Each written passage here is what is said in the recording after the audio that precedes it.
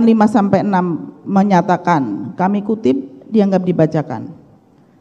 Dalil penuntut umum yang menyatakan pemerkosaan yang dilakukan korban terhadap terdakwa hanyalah hayalan yang kental akan siasat jahat, merupakan dalil yang keji sehingga menjadikan terdakwa sebagai korban untuk kedua kali atau double victimization.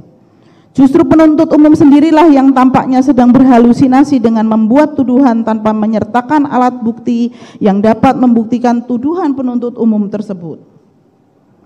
Penuntut umum juga mencampur adukan antara fase skenario Duren 3 yang terjadi di tanggal 8 Juli 2022, yaitu tembak-menembak yang disebabkan oleh adanya pelecehan seksual, dengan kejadian yang sebenarnya di rumah terdakwa di Magelang pada tanggal 7 Juli 2022. Berdasarkan fakta-fakta yang muncul di persidangan, terdapat 3 fase yang perlu dipahami oleh penuntut umum. Pertama, fase rangkaian peristiwa pemerkosaan yang terjadi di Magelang pada tanggal 7 Juli 2022, sebagaimana keterangan terdakwa yang dikuatkan dengan keterangan saksi Susi, Kuat Ma'ruf, Richard Eliezer, serta saksi Riki Rizal Wibowo, serta keterangan saudara Ferdi Sambo, hasil pemeriksaan psikologi forensik, keterangan Dr. Anda Reni Kusumawardani, MC selaku ahli psikologi forensik, keterangan ahli pidana Dr. Mahrus Ali dan Profesor Said Karim, yang kesemuanya saling berkesesuaian dan telah menjadi fakta persidangan perkara akuo. Vide nota pembelaan penasihat hukum halaman 850 sampai dengan 879. Kedua, fase setelah penembakan korban di Duren 346, di mana saudara Ferdi Sambo menyusun skenario dengan mengganti kejadian pemerkosaan di Magelang menjadi peristiwa pelecehan di Duren 346. Terdakwa sejak awal menolak dan tidak menyetujui skenario tersebut, namun saudara Ferdi Sambo memaksa terdakwa, sehingga dengan terpaksa terdakwa mengikuti arahan saudara Ferdi Sambo mengenai kejadian pelecehan seksual yang terjadi di Duren 346 sebagaimana keterangan saksi Arif Rahman Arifin.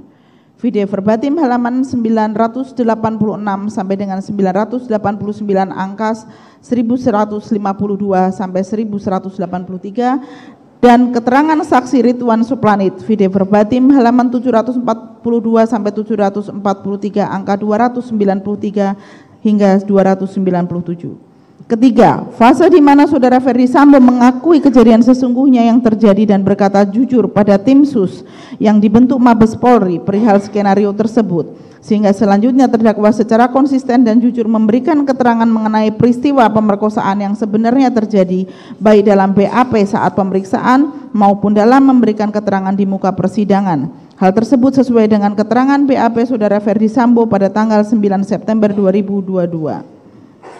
Dilanjutkan oleh rekan kami.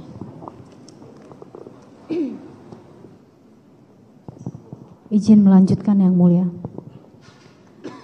Tanggapan terhadap replik atas nota pembelaan penasihat umum. 1. Penuntut umum mengakui gagal membuktikan motif, namun justru melimpahkan kesalahan pada terdakwa dan penasihat hukum.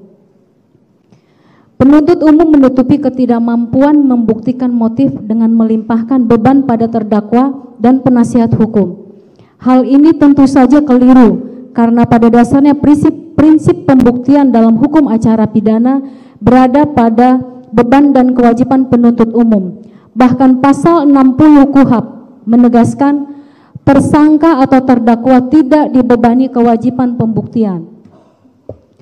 Penuntut umum juga sangat ceroboh dengan menuduh terdakwa tidak jujur hanya karena keterangan yang disampaikan oleh terdakwa berbeda dengan kehendak dan pemikiran penuntut umum, sehingga menyulitkan penuntut umum untuk membuktikan dakwaan dan tuntutannya. Padahal sudah menjadi kewajiban fundamental penuntut umum untuk membuktikan dakwaannya dengan menghadirkan fakta-fakta dalam persidangan.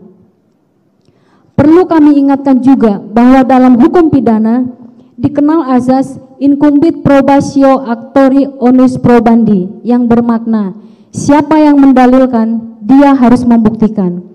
Sehingga dalam membuktikan unsur delik adalah suatu kewajiban dari penuntut umum.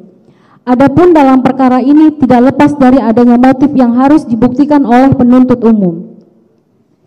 Hal ini didukung dan bersesuaian dengan keterangan ahli pidana Dr. Mahrus Ali SHMH yang mana dalam keterangannya menyampaikan pentingnya motif untuk diungkap di persidangan dalam perkara pembunuhan berencana. Meskipun pasal 340 KUHP tidak ada motif itu, tetapi ketika memutuskan kehendak dalam situasi tenang, maka pasti ada motif yang menyebabkan si pelaku melakukan perbuatan itu.